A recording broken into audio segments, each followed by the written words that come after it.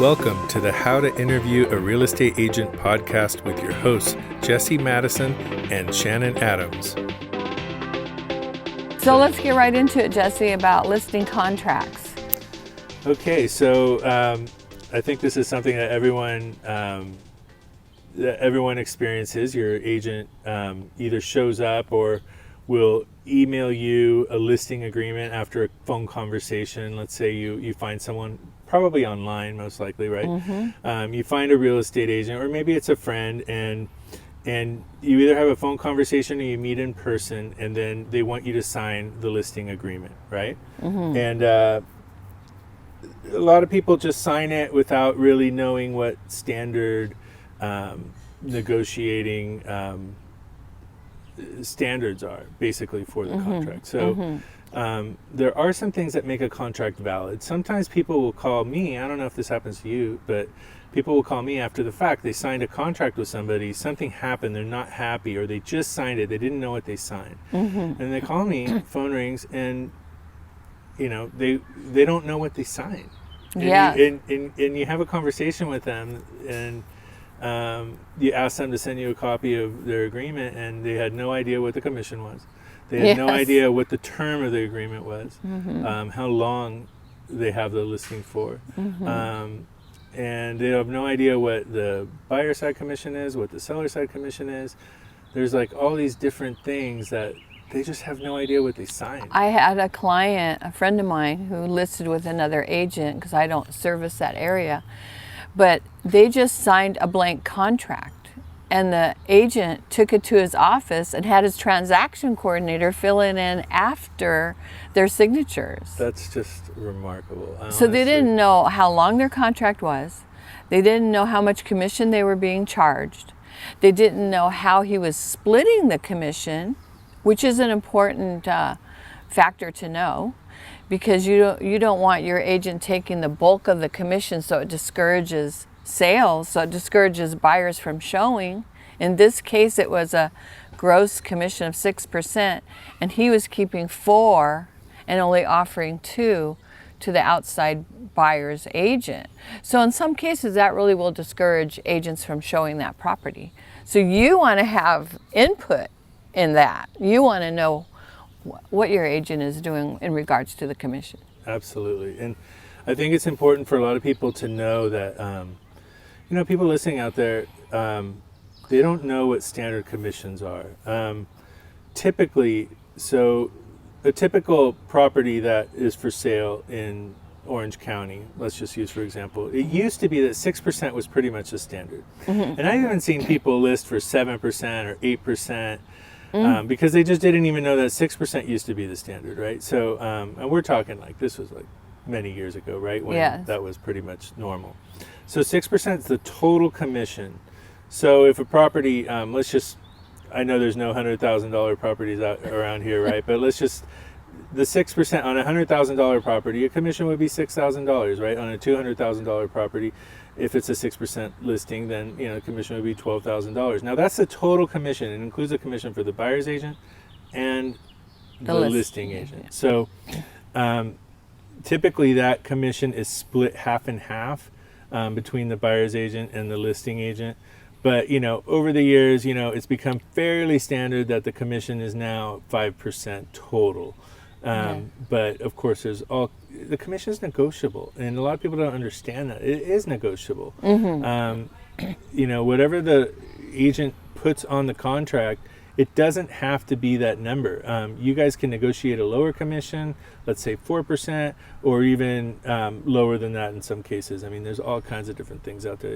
But it's a negotiable thing. Right. Now, when agents say, "Oh no, it has to be this," then maybe that's not the agent for you. But if you trust them, if they're doing a good job, if they show you everything that they're putting the money into, if they're advertising the listing, those kind of things could affect what the commission should be. Depends on the market a lot of times, and on the paperwork, it can be confusing to people, because the first input is the total gross commission, and then further down the contract is the portion of that commission that they're going to share with the other agent. Right. And some people add those two together. They see 5% and 2.5% to the other agent, and they think they're paying 7.5%. Yeah, if it's So not there's explained. right. Yeah. So the agent that you're listing with, the commission is actually to them. It's their commission, and it is up to them how they want to share that commission.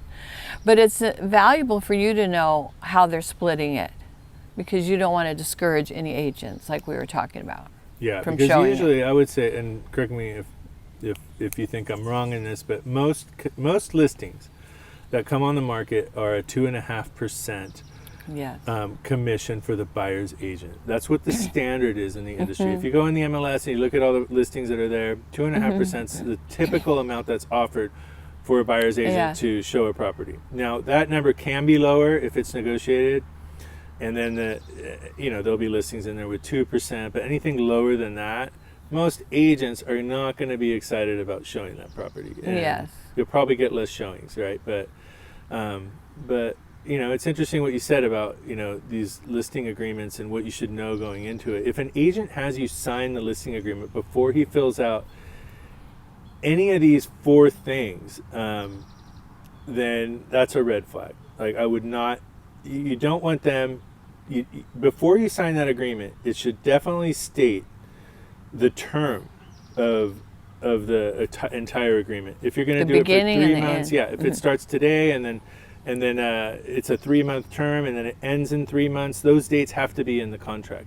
Don't sign it without that, because they could extend it to a year. They could extend it to, if it's a 3-month agreement, which is a little on the shorter side. Most people do anywhere between 3 to 6 months, I'd say, right? And or a 6-month agreement, or people could write it out as long as a year, and then basically that agent has the rights to sell that property for a whole year. So if they don't fill that out, that's a red flag. Why don't we talk about that, Jesse, too?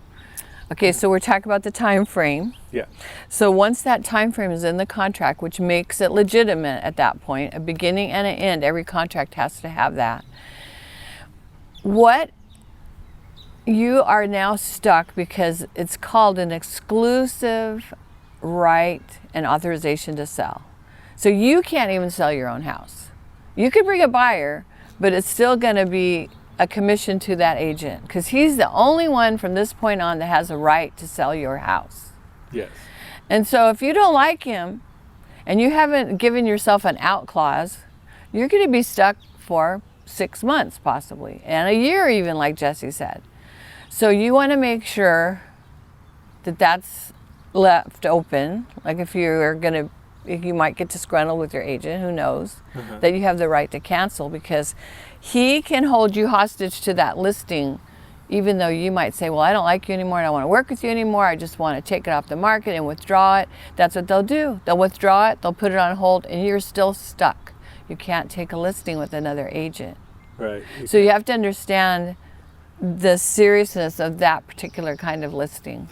Right. And one of the outs you do have, if you wanted to, you could talk to the agent, and you could ask them to go ahead and write in the contract that the seller may cancel at any time and list with another agent of their choice, or something to that effect. Or you could actually put an exclusion into the contract if you have, let's say, a relative, like that your sister is interested in buying your house. So at the beginning, tell them, hey, I will list with you, but if my sister is the buyer, then that's an exclusion. So you can do those kind of things.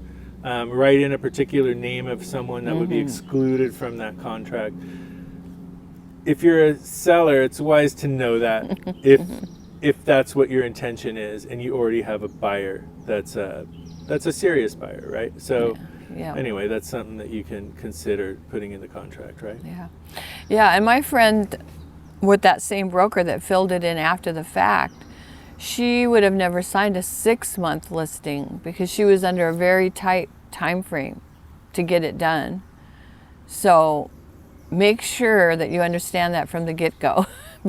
Don't let it walk away with blank spaces. That's your right. agent. That's right. Also, the other important thing, the commission. We talked about the commission. It has to be in the contract. If it's not in the contract, it's really illegal for an agent after a contract is signed to unilaterally make changes to that contract and write different things into the contract. So that's why you should always get a copy of your contract. When you sign it, scan it. You can use your phone. There's apps. You can scan that. You're supposed to get a copy of your contract the moment that you sign it legally. Yes. So a lot of agents don't do that. Hey, I'll send it to you later. But it's very easy to scan it on your phone and just send it to your client right on the spot. Yeah, that would be a good idea. Yeah. So so make sure you check out the commission. Also, specifying the property address. It has to be on the contract. The property address, the term, the commission, all those things. They really make up the contract. It has to also be dated. So if all those things are there, then you have a bona fide contract. Otherwise, you really don't have a contract. Your agent can't just unilaterally write things in later. If that happened, like with that client, that is just astonishing. I just can't believe it. It happens. It happens, yeah. And then there's a paragraph, Jesse, where it comes into effect after the contract has expired. And it's the paragraph that it talks about for so many days after the contract has expired, you may still owe your listing agent a commission. Because there may have been some buyers that he acquired and showed the property to, so it was because of his marketing efforts that this buyer came along and they talked about having interest in the property. But during the listing period, they didn't actually write an offer. But all of a sudden, after it expires, they come back, they want it, but you've got your house listed with someone else now. Right. But this agent, your original first agent who listed your property, may still be entitled to a commission if a particular buyer came along. But the thing that makes that paragraph valid and in effect is if the agent gives you the names. He has to give you the names of potential buyers that saw the property while he had it listed, but didn't somehow make an offer while it was listed. And they come back. Right. So he has to have given you a list in writing of those buyers' names. Right. That's correct. Yeah. So that both of you understand there are some people still out in the marketplace that might come back and write an offer, and you're going to owe that commission to your original agent. Yeah. Not your new agent, if you have one. Right. Try not to make that sound too complicated, but maybe right, Jesse can add to that. No, yeah. I agree. That's and most agents don't do that. They don't take the time to make a list of all the showings during the listing period. But agents really should, on a weekly basis, meet with you and tell you what's been happening. These are the showings. This is the feedback. This is what the agents have said about your property, so that you can kind of keep an eye on what people think about your home. So that's part of your agent's duties. If they're not doing it, they should be doing it. So in the end, it should be really easy to make that list based on all the information you got from your agent, during the listing period. Yeah. So. Another thing I think is important is there's a paragraph that addresses what personal items you're going to leave with the property. You're going to offer with the property, or you're going to take them away. Yeah. And that could be really important because you might have a beautiful antique chandelier in the entryway. It's attached to the property, so typically it would be included in the sale of the property.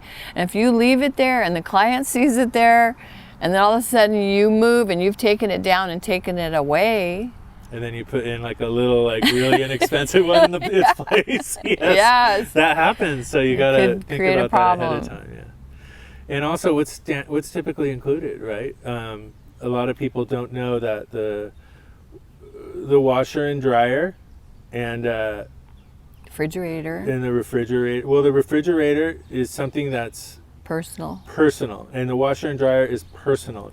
They're not considered connected, like the stove, microwave, the other things that are connected to the property. So refrigerator, even a freestanding stove, Jesse, the kind you can take out, is personal property, but not the cooktop.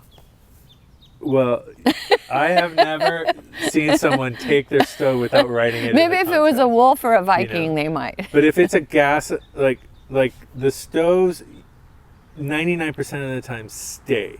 Yes. Right? Yes. So, but to be clear, it should be written in the contract. You really should. Yes. If the stove is gonna, if you're gonna take the stove with you, you should put it in the contract. Yes. Right. The oven, the oven and the stovetop. Right. Refrigerators almost always go with the cellar, and washer and dryer almost always go with the cellar. So those kind of things, you want to be clear. You don't want confusion later. So. And in the contract, when someone makes an offer for the property, you can counter that offer and make sure you exclude those items if you're taking them with you. Right. And so that's like another thing. Even if it's not in the listing agreement, in the contract, when you receive an offer for your property, those things can be addressed in the counter offer. Yes. You know? Definitely put them in writing, because kitchens sell women and garages sell men. So if a man fell in love with the house because it had fantastic cabinets, and a work counter garage, with all of his tools, and that sold him on that house, it better be there when he moves in. That's right. But we have seen people that will take those cabinets out for their new house. Yeah. So you really want to make sure that it's in the contract, because some agents will put in the MLS, XYZ is included in this property.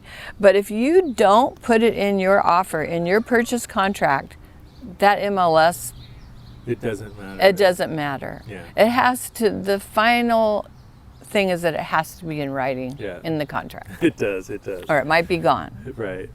So yeah, I think that's pretty much covers most of the things you want to address with your agent in a contract. Let's discuss the arbitration and mediation, right? Yes. So when you are entering into this contract, the agreement is between the seller and the agent, and actually, as you had mentioned before, the broker of the agent. So the agent is just, it's not who the end person is that you have this contract with. It's whoever their broker is who the contract is with, right? So the agent's just employed as a subcontractor for the broker. Right. So that's who the agreement is with. And there's going to be a clause of, let's say there was a dispute between you and your agent, and so of course, you're agreeing that rather than suing the agent or the agent suing you, it goes both ways. You're agreeing that in any type of a dispute where someone's going to be seeking damages, you're agreeing for a speedy decision by a retired judge or someone at the board that has the authorization to resolve that dispute, just by hearing both sides, meeting in a room, everyone saying their piece, and then them making a decision on which way this is going to go based on real estate law, right? So anything that's in the contract that's disputable that you guys are arguing about is going to be resolved by the board or the remediation or arbitration judge, right? The first step would be mediation. So there's two things, mediation and then arbitration. Mediation could be as simple as the parties all getting together with the brokers and they all discuss it and they come to a mutually agreeable solution. That would be the simplest, the cheapest, and easiest on everyone. But if you need to step it up from there because you don't feel like it was handled properly, it can be moved up to arbitration. And like Jesse said, that could be a legal entity, like a retired judge, someone that has a legal background that really knows the law and could hear both sides, and you come to a conclusion, but you are bound. By mediation, you're not bound by it. If you don't like the outcome, you can choose to go to arbitration. But if you choose arbitration, you're bound by that decision. Yeah. So. Yeah. And the same thing goes for a regular contract, like a real estate contract, a purchase agreement. So the agreement in the listing agreement is really with the broker and the seller.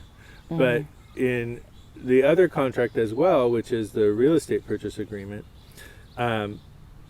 you also have arbitration clauses, arbitration and mediation clauses. And then there, it's if like the buyer and seller want to go after each other for breach of contract in any way. And you're agreeing to the same speedy resolution. And the purpose of all this is so that you don't tie up the house and potentially hundreds of thousands or millions of dollars Yes. in a legal dispute that's going to last a year, and nobody will even touch that house, or you won't be able to sell that house because of this dispute that's in the courts. You want to avoid that long, drawn-out Yes. court dispute. So, and that's really the reason why everybody signs these. So it gives you a little insight into what you're signing, and it helps you hopefully understand the purpose of those clauses. So. And then one last thing, Jesse, I want to add is that because other contracts out in the world, like the contract to buy a car, the contract to buy a timeshare, there's a 3-day clause. You have 3 days to reconsider what you've signed. And even though you've signed it, you can cancel. But that is not true in real estate. So if you sign a listing agreement, there is no cold feet in getting out of it in 3 days, 72 hours. And the same with a purchase contract.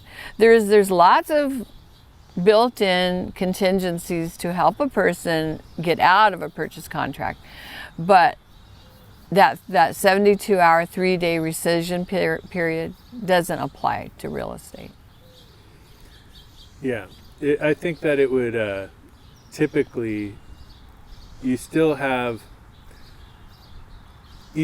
time usually, especially because you haven't put your money into escrow yet. Usually you still have to like wire funds into escrow, and you have 3 days to do that. So typically, most people are going to have might be little time loopholes built in, right? Little loopholes like that, or obviously, you haven't even inspected the property, so you do have unless you have absolutely no contingencies, that would be the worst case scenario.